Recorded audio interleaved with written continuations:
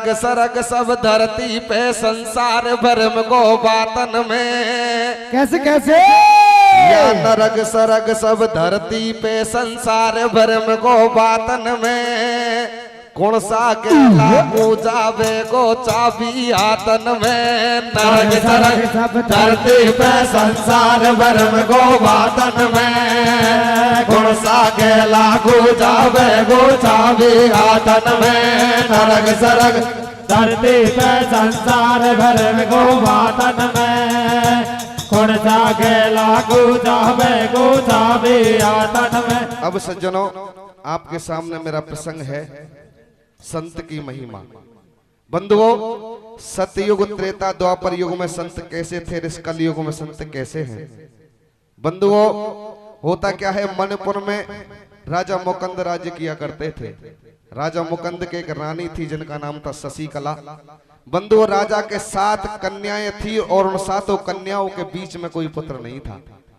बंधुओं, बिना पुत्र के और मणिपुर की गादी निर्वंश जा रही थी। इधर राजा ने पुत्र की प्राप्ति के लिए कई यज्ञ किए, लेकिन राजा को कोई फल प्राप्त नहीं हुआ। अरे धीरे धीरे बुढ़ापा आने लगा। रानी शशिकला पुत्र के वियोग में उदास रहने लगी। एक दिन राजा से कहने लगी, महाराज, हम तो हमारी जिंदगी जीकर इस दुनिया से चले जाएंगे और हमारे जाने के बाद में तुम्हारे इस राजपाट का मालिक और कोई बन जाएगा, लेकिन जो तुम्हारी 7 कन्याएं हैं, इन 7 कन्याओं को संसार में गले से कौन लगाएगा। अरे हमारे मर जाने के बाद में ये कन्याएं दर दर की ठोकर खाएंगी। सज्जनों, ऐसी बात को सुनकर राजा मुकंद रानी को समझाने लगा, रानी, इस बात का मुझे भी बहुत दुख है कि हमारे कोई पुत्र नहीं, लेकिन जब भगवान ने हमारी किस्मत में ही पुत्र नहीं लिखा, अब ना तो इसमें तुम्हारा कुछ बन पाएगा ना मेरा पेट जा सकता। सज्जनों, इतनी बात सुनकर रानी शशिकला रोने लग जाती है। कहने लगी, महाराज, कुछ तो उपाय कीजिए। सज्जनों, रानी रोने लग जाती है तो राजा मुकंद रानी को संतुष्टि बनाने लगे हैं, धीरज बनाने लगे हैं। क्या कहने लगे हैं? कैसे कहते हैं मेरे भैया? और धीरज धर ले मत रोवे रात अंधेरी में। कैसे कैसे? तो धीरज धर ले मत रोवे रात अंधेरी में। ओ बेटा को दी के अलबेली किस्मत तेरी में। धीरज धर मत रोवे रात अंधेरी में। बेटा को दी गई अलबेली किस्मत तेरी में। धीरज धर ले मत रोवे रात अंधेरी में। बेटा को दी गई अलबेली किस्मत तेरी में। अब सुनो सबा दे ध्यान ज्ञान मैंने गुरु चरणन से लियो। और सुमर सरस्वती मात ध्यान बजरंग बली को कियो। अब था एक मनपुर धाम लगा कर ध्यान सुनो मम बानी।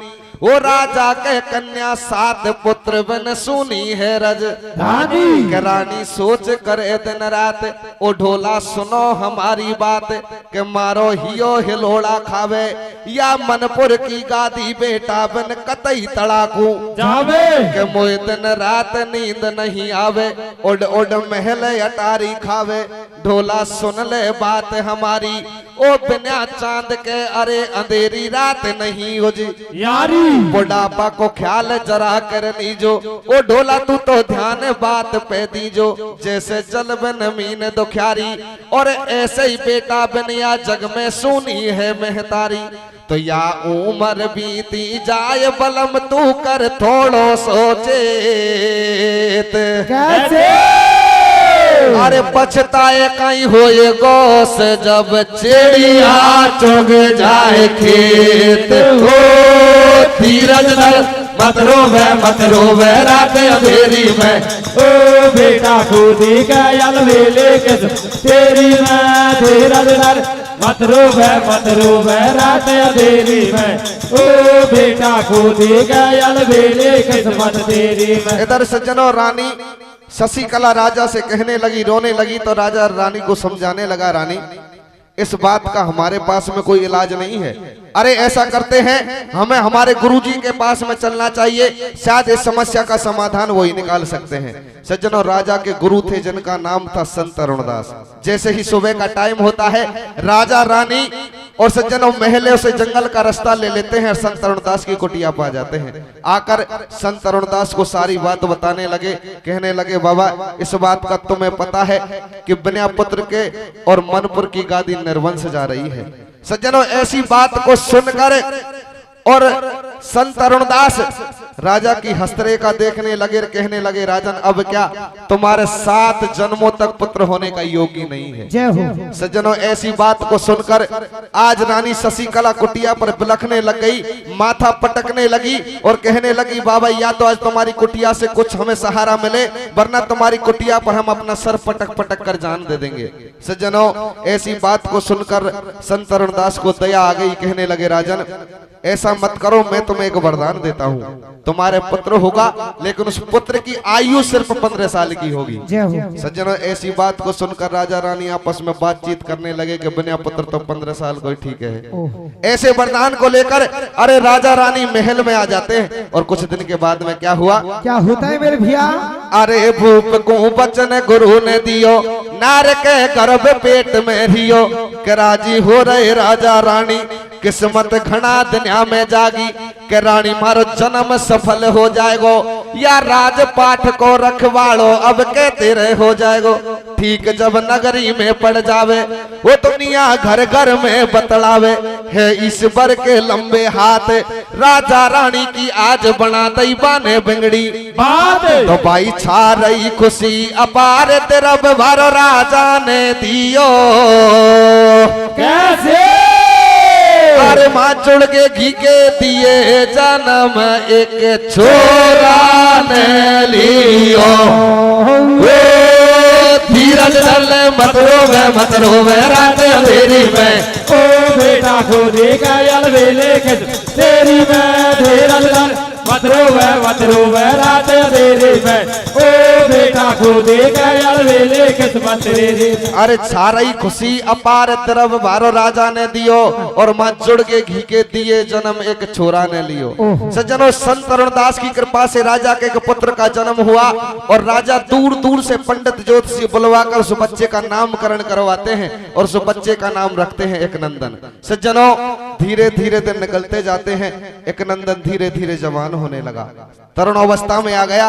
तो एक दिन रानी राजा से कहने लगी, महाराज इस बात का तुम्हें पता है और मुझे पता है, कुछ दिन के बाद में हमारा पुत्र हमें छोड़कर चला जाएगा। अरे महाराज, हमें ऐसा करना चाहिए, इसकी शादी कर लेनी चाहिए, क्या पता इसके अंश से हमारा वंश आगे बढ़ जाए। हमारे भाग्य में तो पुत्र है नहीं, लेकिन क्या पता इसके भाग्य में पुत्र हो, और इसके कोई पुत्र हो जाएगा तो उसके सहारे हम अपना जीवन निकाल लेंगे। सज्जनों, ऐसी बात सोचकर राजा एक भद्रा नाम की कन्या से एक नंदन की सगाई करते हैं। होता क्या है? क्या होता है मेरे भैया? अरे एक दिन महलन के दरमियान, अरे एक दिन महलन के दरमियान, रानी करवा लगी बखान, ओ पिया बात समझ यही आवे, तुम करो पुत्र को ब्याह बलम, या की उम्र बीती जावे। बात राजा को जच गई भाई, करी नंदन की तुरंत सगाई, कर लिए भ्याव पाड़ लिए फेरा, और कछु दुनिया के बाद भूप जब कर कर रोवे हेरा, हो लाडी हो गई आती जाती, फोड़े कर्म लगे नहीं पाती, बोटिया के संग करी गद्दारी, और बाके सासू ससुरे बेरी हो गए कर दई रांड बेचारी। तो या समय निकल तो जाए, बोटिया को नहीं कोई ठीक कैसे?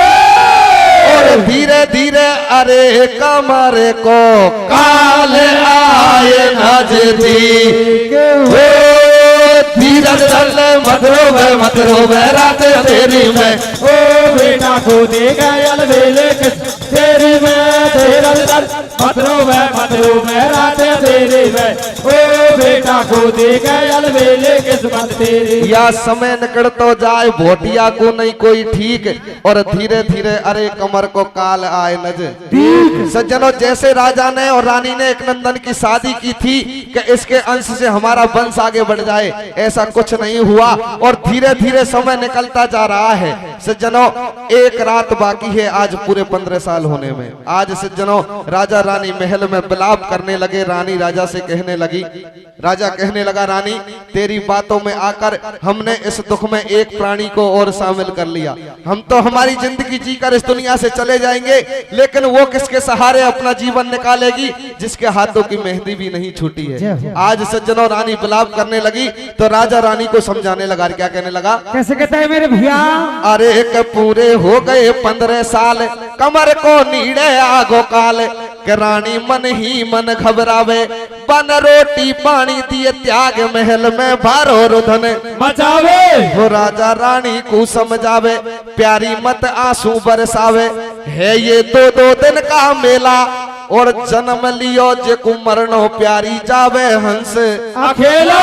कोई को कोई नहीं साथी, के दुनिया रहती आती जाती, मतिया माया में भरमावे, जे लिखी हमारे भाग्य कर्म में मेट कोई नहीं पावे। तो भाई हो यो सुबह पर बात गजब को टूट पड़ो गोला। कैसे? अरे बाकी उम्र पूरी हुई है, पोत्र को छोड़ेगा यो चोला। धीरज धल मत रोवे रात तेरी में, ओ बेटा खुदी गयल वेले तेरी में, धीरज धर मत रोवे रात तेरी में, ओ बेटा खुदी गयल वेले किस्मत तेरी में। के होयो सुबह परी बात गजब को टूट पड़े गोला, और बाकी उम्र पूरी हुई पुत्र को छोड़ गयो चोला। आज सज्जनों जैसे ही सुबह होता है, सूर्य उदय होता है, एक नंदन की उम्र पूरी हुई, और सज्जनों 15 वर्ष के बाद में एक नंदन खत्म हो गए। आज सज्जनों सारे महल में राजा रानी विलाप करने लगे, और विलाप करने लगे। इधर जब भद्रा को पता चला कि आज मेरा पति मुझे छोड़कर चला गया, तो सज्जनों अपने सासू के पास में आ जाती है। और सज्जनों ये मरने वाले तो मर जाते हैं, लेकिन दुख दे जाते हैं इन जीने वालों को। ना तो उनकी याद में ये मर ही पाते हैं और ना ही जी पाते हैं। आज सबसे बड़ा दुख हुआ तो एक नंदन की घरवाली को, उसके हाथों की मेहंदी भी नहीं छूटी थी, उससे पहले उसका सुहाग उजड़ गया। आज सज्जनों अपने सासू के गले से लिपट जाती है और कैसे रुदन करने लगी है। कैसे करती है मेरे भैया? अरे पण सासू ओ सासू, कैसे? अरे सासू तेरा जाया ने भेती में मोड़ो मोड़ो रे। कैसे? ओ भैया तेरा जाया ने भेती में मोड़ो मोड़ो रे, आती जाती ने आतन को चूड़ो फोड़ो रे। सासू तेरा जाया ने भेती में मोड़ो मोड़ो रे, ए आते जाते दे आतन को फोड़ो रे। सासू ते जाया न बहती मैं मोड़ो बोलो रे, ए आते जाते दे आतन को छोड़ो फूल। सज्जनों अपने सासू के गले से लिपट गई। सासू बिन पिया के संसार में जीकर मैं क्या करूंगी। सज्जनों रोने लग जाती है, विलाप करने लग जाती है। कैसे रुदन करती है? कैसे करती है मेरे भैया कमलेश? अरे पिया ने मुझसे बदलारी फाड़ो। कैसे? अरे पिया ने मुझसे बदलारी फाड़ो। कैसे? कैसे तोरे बहादुर दिल में तीर, पिया ने मुझसे बदला फाड़ो। कैसे तो बहादुर दिल में तीर, पिया ने मुझसे बदला फाड़ो। कैसे तो बहादुर दिल में तीर, महल मोए उड़े उड़े खावे, बल में बिन कछु न सुहावे, खोटो तो निकल गयो तकदीर। महल मोए उड़े उड़े खावे, बल में बिन कछु न सुहावे, खोटो तो निकल गयो तकदीर। फूट गयो चूड़ो चूड़ो मेरो, फूट गयो चूड़ो रे मेरो, हो गयो रे घोर अंधेरो। कैसे तोरे बहादुर दिल में तीर, फूट गयो चूड़ो मेरो, हो गयो घोर अंधेरो।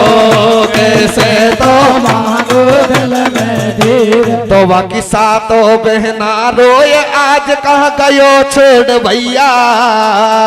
कैसे? ओ धरण पछाड़ो खाए गिरी रे बात छोरा की मैया। ओ सासू तेरा जाया ने भेदी में मोड़ो बोलो रे, ओ आते जाते नया तन को छोड़ बोलो रे साधु तेरा छाया न वैसे न मोड़ो बोलो रे ओ आते जाते नया तन को छोड़ो बोलो रे। आज सज्जनों सारे घर वाले रुदन करने लगे। इधर नगर में भी पता चल गया कि राजा का आज इकलौता पुत्र मारा गया। सज्जनों आज इधर संत तरुणदास को भी पता चल गया कि राजा के लिए जो मैंने 15 वर्ष के लिए पुत्र दिया था वो आज खत्म हो गया। सज्जनों संत तरुणदास अपने कमंडल चिमठान को हाथ में ले महल में आ गो। बंधुओं सारे घर वाले संत तरुणदास को देखकर चरणों में गिर गए, कहने लगे बाबा चाहे हम सब घर कान को मार ले लेकिन हमारा छोरा को जिंदो कर ले। आज सज्जनों संत तरुणदास राजा मुकुंद को समझाने लगे, अरे राजन तुम्हें सारा ज्ञान होते हो भी अज्ञान मत बनो। अरे परमात्मा ने सृष्टि को रचाया था, उस दिन सब कुछ इंसान के लिए दे दिया लेकिन कुछ चीजें अपने पास में रखी थी। इधर कौन सी? तो सज्जनों संत तरुणदास समझाने लगे। और रामायण में एक चौपाई में भी लिखा है, जब राजा दशरथ की पार्थिव देह पड़ी हुई थी तो भरत जी विलाप करने लगे और अपने गुरुजी से कहने लगे, गुरुजी ऐसी कौन सी शक्ति है इस ब्रह्मांड में जिससे मेरे पिताजी पुनः जीवित हो जाए। तो यहाँ गुरुजी ने भरत जी को समझाया है और तुलसीदास ने रामायण में लिखा है कैसे कि सुनई भरत भावई प्रबल, अरे बिलक कहे मुनिनाथ, ये हान लाभ जीवन मरण जस अप जस विद हाथ। ये 6 चीज तो भगवान ने अपने पास में रखी है, इसमें किसी का कोई पेच नहीं जा सकता। बंधु ऐसी बात को सुनकर राजा मुकुंद कटार लेकर खड़े हो जाते हैं। सारे घर वाले कटार लेकर खड़े हो गए, कहने लगे बाबा या तो आज हमारे पुत्र को जिंदा कीजिए वरना हमारे पुत्र के बिना हम इस दुनिया में पल के लिए नहीं जीना चाहते। आज सज्जनों संत तरुणदास सोचने लगे सारे घर वाले मरने को तैयार है। तो संत तरुणदास कहने लगे राजन इस समस्या का एक समाधान तो है कि कौन सा? कि मौत के बदले मौत। एक कटोरा लो और उस कटोरे में 1.25 किलो गाय का दूध लेकर आओ। बंधुओं रानी शशिकला भागती हुई महल में जाती है और एक कटोरे में 1.25 किलो गाय का दूध लेकर आती है। बंधुओं संत तरुणदास अपने भक्ति के बल से उस दूध का मंथन करते हैं और दूध का मंथन करके उस लाश के उसे ऊपर 7 बार उसार लेते हैं और उसार कर दूध को वरदान देते हैं कि जो भी नर नारी इस दूध को पिएगा वो सदा के लिए इस दुनिया से चला जाएगा और जाने वाले की उम्र आयु इस बच्चे को लगेगी ये तुरंत जीवित हो जाएगा। जय हो। सज्जनों ऐसी बात को सुनकर सारे घर वाले पीछे हट गए। बंधुओं इधर संत तरुणदास एक एक घर वाले को कैसे बुलाने लगे, क्या कहने लगे हैं? कैसे कहते हैं मेरे भैया? हर लियो कटोरा मंगार सीने मथन दूध को कियो, ओ भक्ति के बल से अरे मुनि ने वरदान दूध को कया को पीवे जे मर जावे और बाकी उम्र लगे लाल में झट जिंदो हो जावे। सुनो या स्वार्थ को संसार पड़े बे सब घर के लाचार, बाबा झालो देर बुलावे आंगन में बैठा रोए मुनि के पास कतई को आवे। सज्जनों संत तरुणदास आवाज देने लगे, भाई एक नंदन को कोई चाहने वाला हो आओ दूध को पियो। लेकिन सज्जनों सारे घर वाले ने कानन पे ठीपरी दल्ली, बाबा की बात है कौन सुने। अरे बाबा जोर से आवाज देने लगे तो सारे घर वाले जोर जोर से रोने लग जाते हैं। आज संत तरुणदास मन में सोचने लगे बाहर जमाने कुछ देर पहले तो क्या था और अब क्या है। लेकिन सज्जनों संत तरुणदास सोचने लगे कि संतान की तरफ सबसे ज्यादा ममता होती है माँ की। आज मुझे सब मैया के पास में चलना चाहिए। क्या जवाब मिलता है? कहीं मिल रहा मेरे भैया? हरे मुनि ने उठा कटोरा लियो बा मैया के पास चले पियो। के बाबा बोले मीठी बाणी तेरो छोरो जिंदो हो ये दूध को पी जा मेरी जानी। के मैया ठाड़ी आंख निकाले या बाबा जी बदला फाड़े के रानी तो मर बासु डर पे और देख कटोरा दूध कूरबा उल्टे पावन सरके या बेटा कहीं ध्यान करेगो या सुमेरो कहीं काम पड़ेगो लिखी जान कहीं भाग मेरा में और ना चाहिए मोह लाल गुरुजी पटकिया ये जे रामे। भैया ने बिल्कुल मना कर दिया। कहने लगी बाबा अगर तुम्हारी दया रहेगी तो और कोई छोरो हो जाएगा, मैं दूध है। सज्जनों संत तरुणदास को हंसी आ जाती है और हंसकर उस कटोरा को लेकर बाप के पास में पहुंचते हैं। क्या जवाब मिलता है? कैसे मिलता है मेरे भैया? अरे मुनि को हंसी तो आ गई है, कटोरा ले ये बाप ढंगे आयो और तू पी जाया दूध। मुनि ने ऐसे वचन सुनायो। डोकरा उठाड़ो मुंड खुदाड़े या बाबा जी बदला फाड़े। अरे महात्मा ने आछी अटकाई और नीचो नीचो पड़े पिता ने कर दई साफ मनाई। तो भाई ना मैया ना बाप जगत का झूठा सब जंजाल। कैसे? अरे कोई को कोई कछु नहीं लगे सटाटो या तो स्वार्थ को संसार। सासू तेरा जाया ने बेटी में बोलो बोलो रे। ओ आते जाते रे हाथन को बोलो रे। साधु मेरा जाया ने बेटी में बोलो बोलो रे। ओ आते जाते रे हाथन को बोलो रे। ना मैया ना बाप जगत का झूठा सब जंजाल। और कोई को कोई कछु नहीं लगे सटाटो या स्वार्थ को संसार। आज सज्जनों संत तरुणदास को हंसी आ गई। दोनों मैया और बाप दोनों मना कर देते हैं। देखा तो एक नंदन की घरवाड़ी बनने आड़ा ही नखरा कर कर रो रही। संत तरुणदास ले कटोरा गुरु पास पहुंच गो। कहीं कहवे लगे कहीं कह रहे हो मेरे भैया। अरे छोरा की बनार से, अरे छोरा की बनार से कहे मुनि समझाए। ओ बेटी पी जा दूध कूस तेरो पति जिंदो हो जाए। घरवाड़ी कहवा लगी बाबा या बता छोरा का डोगर डोकरी न काई खी कि बेटी उन्हें तुम मना कर दी। तो मैं तो पहले ही 3 नाथा बचा रहा हूँ वापस का गांठ बांध ले जाओ। ओहो कहीं कहवा लगी कहीं कह रही मेरे भैया। अरे कौन बलम की भूख जन्म मेरो बेंगड़े गो पूरो भाई। अरे मोय कौन बलम की भूख जन्म मेरो बेंगड़े गो पूरो रे बन तोरे दे पाटी के फोड़ो रे 2 से 60 को। ओ भाई रे 2 से 60 को बोलो। अरे कौन बलम की भूख जन्म मेरो बेंगड़े गो पूरो रे बन तोरे दे पाटी के फोड़ो 2 से 60 को। ओ भाई रे